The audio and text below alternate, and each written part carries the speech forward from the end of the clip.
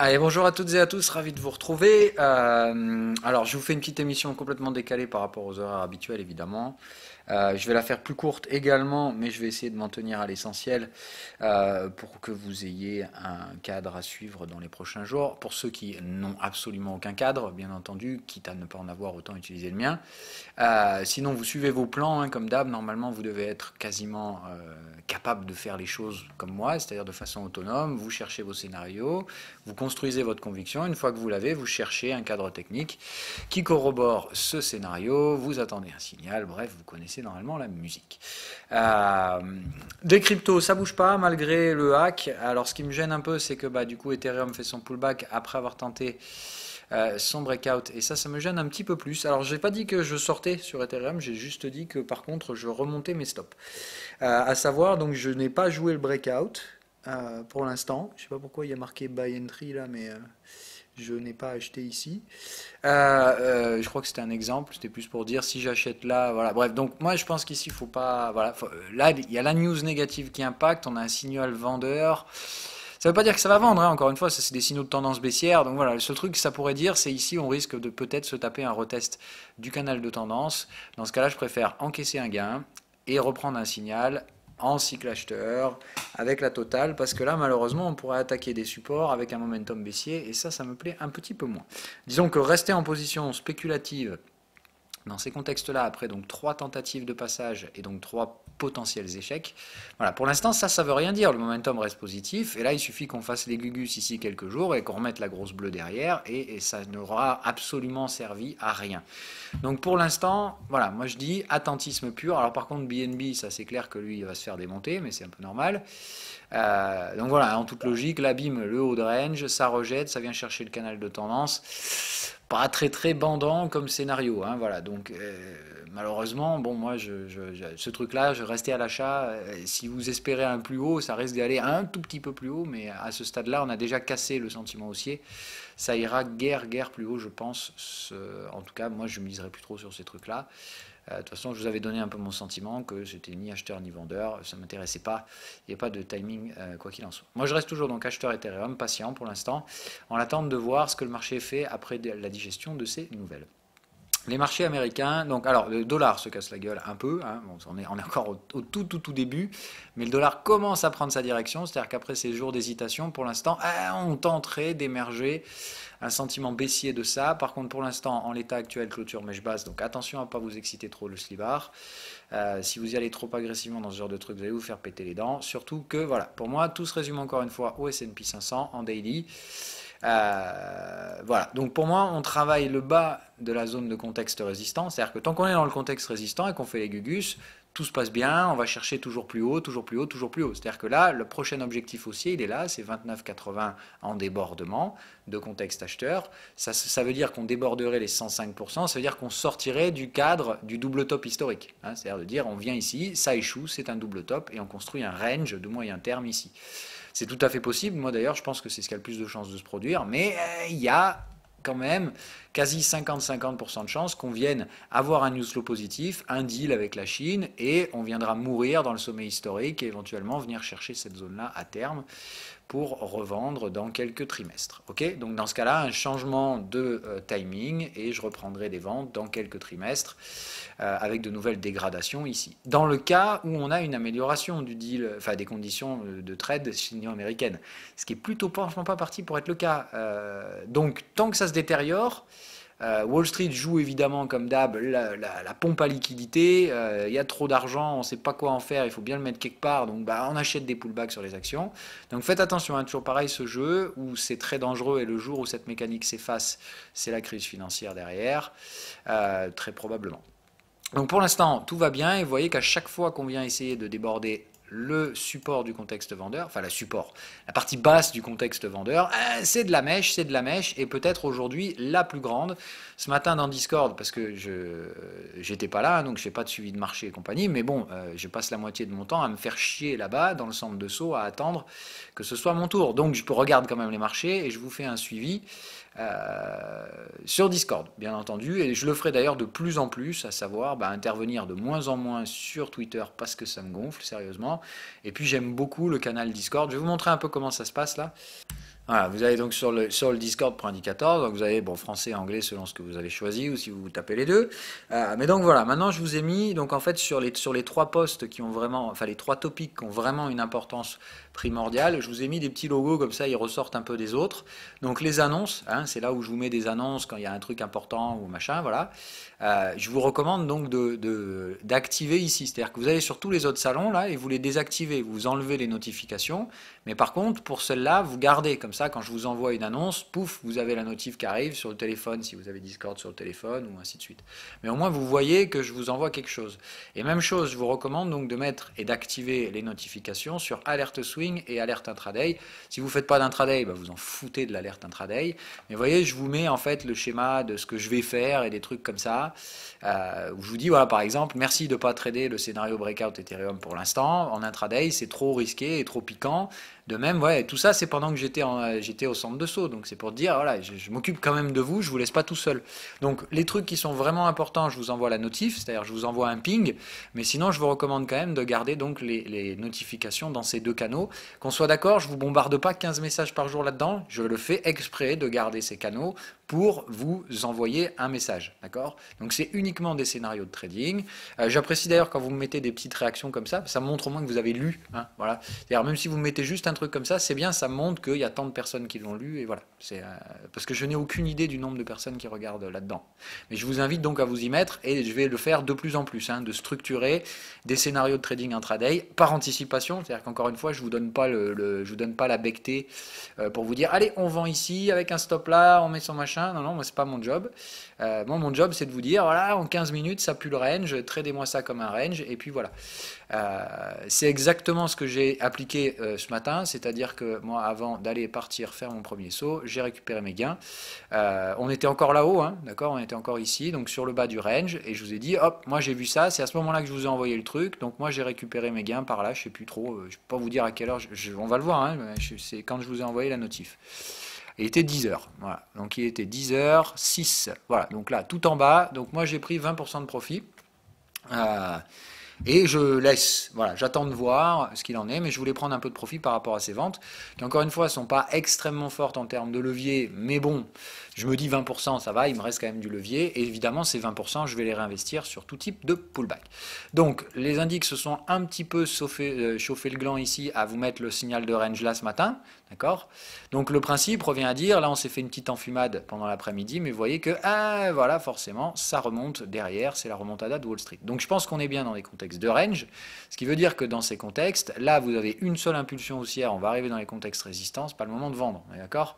Par contre, le principe c'est de dire, on attend que la première s'épuise, 61%, un truc comme ça, et moi au-dessus de 76, d'accord, je vais essayer d'acheter, de revendre une deuxième impulsion. Donc pour moi aujourd'hui je laisse tomber, d'accord, j'ai fait mon travail, j'ai encaissé mes 20%, je vais les réinvestir quand on aura fait ça.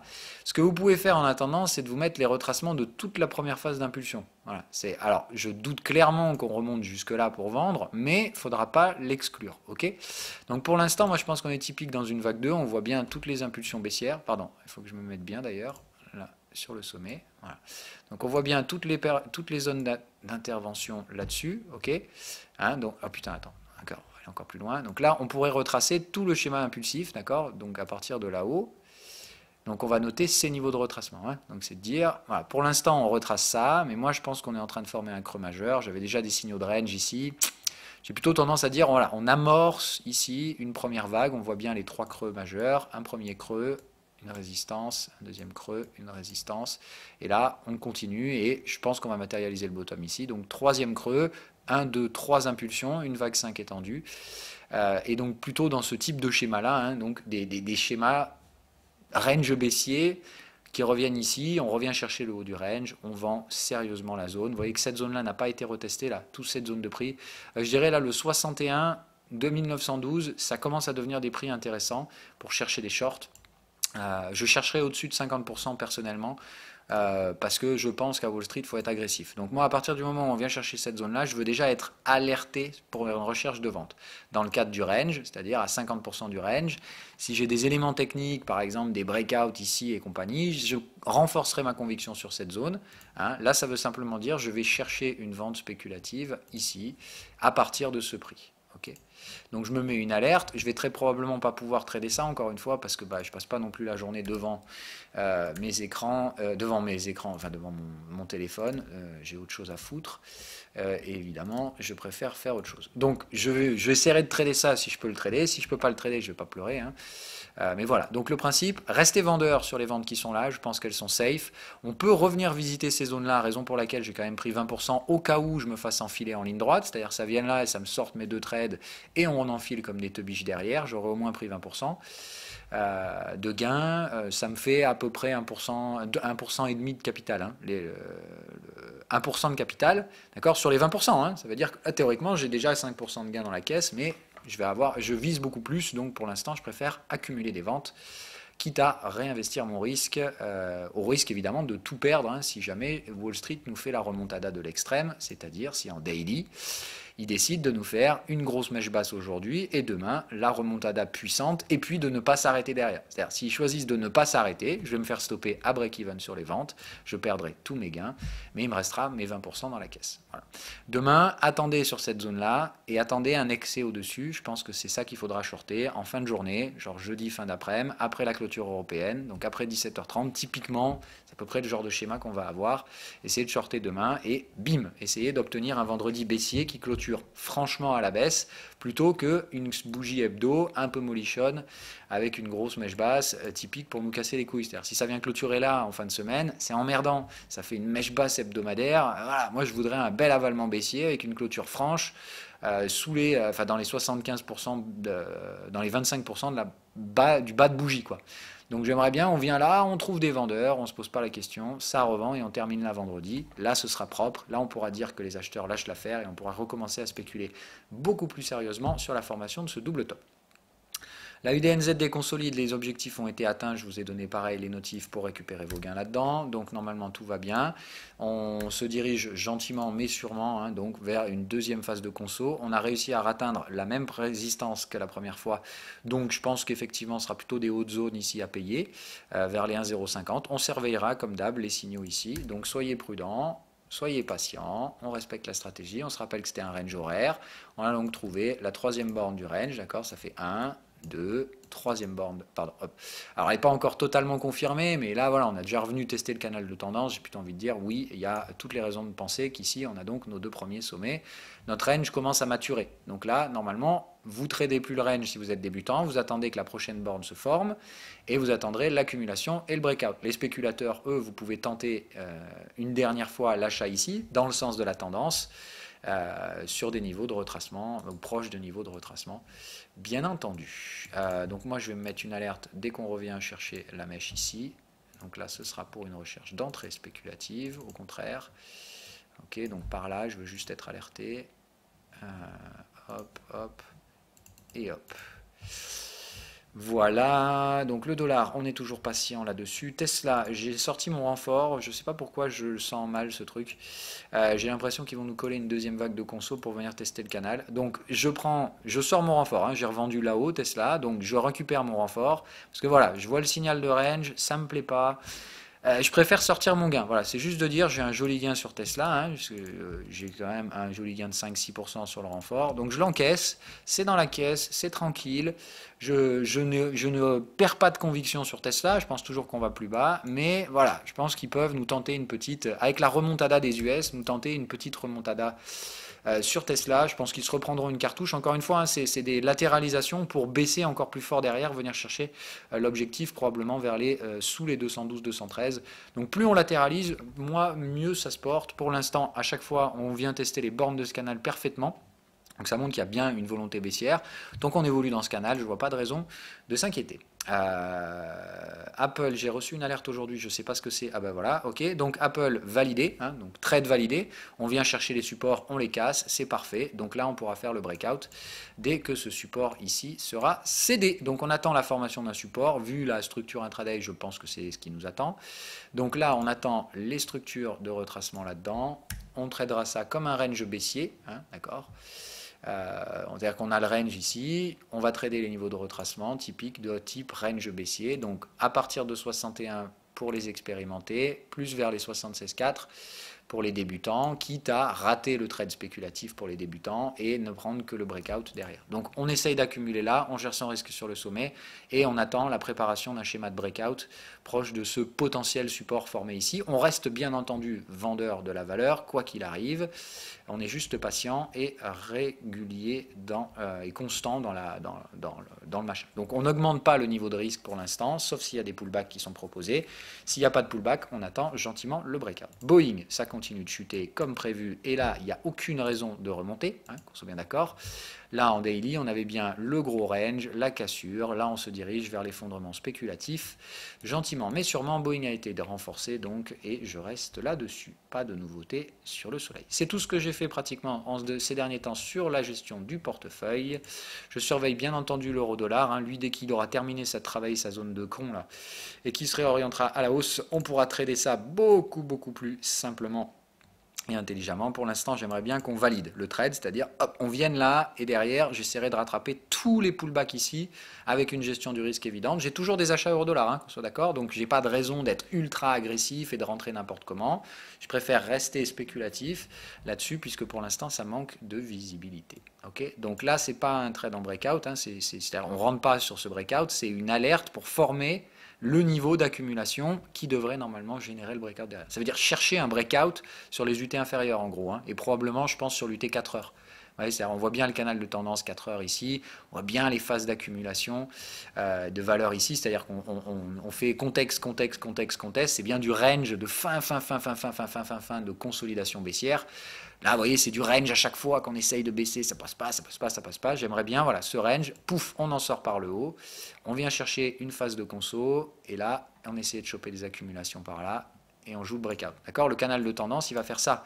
Donc, c'est de dire, on fait contexte, tendance, contexte, et là, bim, vous prenez les breakouts.